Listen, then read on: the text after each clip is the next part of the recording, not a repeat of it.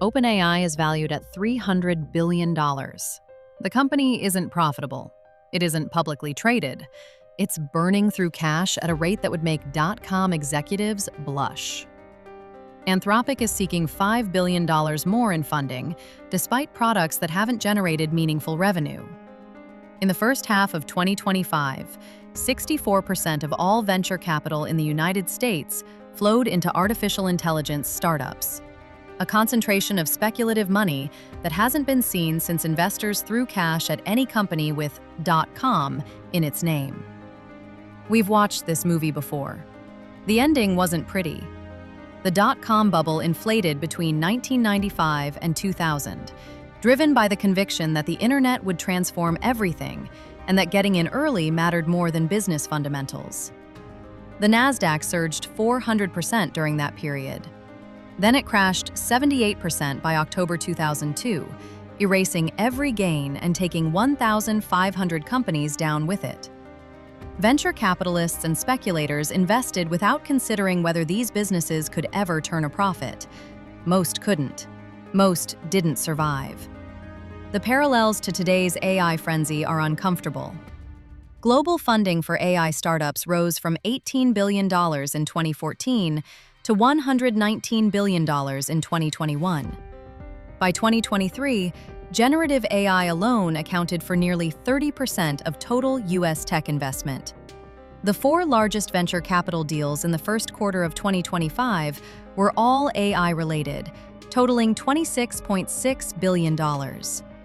Capital is flooding into companies with no finished products, no proven revenue models, and valuations based entirely on the promise that artificial intelligence will eventually justify the numbers attached to it.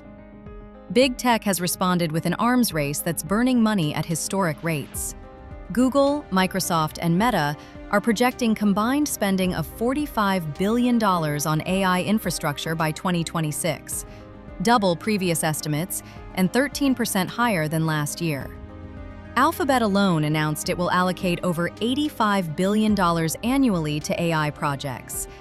Amazon pledged $20 billion for AI innovation campuses. The spending assumes returns that haven't materialized and may never arrive. The talent war has reached absurd proportions. Sam Altman claimed Meta offered OpenAI engineers $100 million signing bonuses to jump ship. AI specialist compensation packages now rival what entire startups used to raise in Series A funding. Silicon Valley is bidding against itself for engineers who may or may not be building products anyone will pay for. The financial markets have priced in a future that remains speculative. The tech sector now accounts for 34% of the S&P 500, a higher concentration than during the dot-com peak. NVIDIA, the chip supplier powering the AI boom, lost 17% of its market value in a single day after a competitor released an open-source model promising similar results. The volatility revealed something important. Current valuations rest on expectations that can collapse with a single unexpected development. The foundations are made of sand. The disconnect between hype and reality grows more glaring with each quarterly report. According to CB Insights, more than 70% of AI startups that received funding in 2023 and 2024 still don't generate operating profits. Most generative AI products haven't demonstrated revolutionary impact at scale. They're useful tools, good at supporting repetitive tasks, mediocre at transforming entire processes. Users report responses that are inaccurate, shallow, or confidently wrong. The promise of replacing 80% of administrative jobs remains a PowerPoint fantasy rather than an operational reality. Productivity gains from AI are being questioned by the same companies investing billions in it.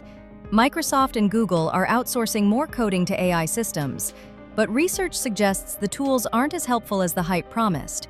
The technology works, it just doesn't work well enough to justify valuations that assume it will reshape civilization within 5 years.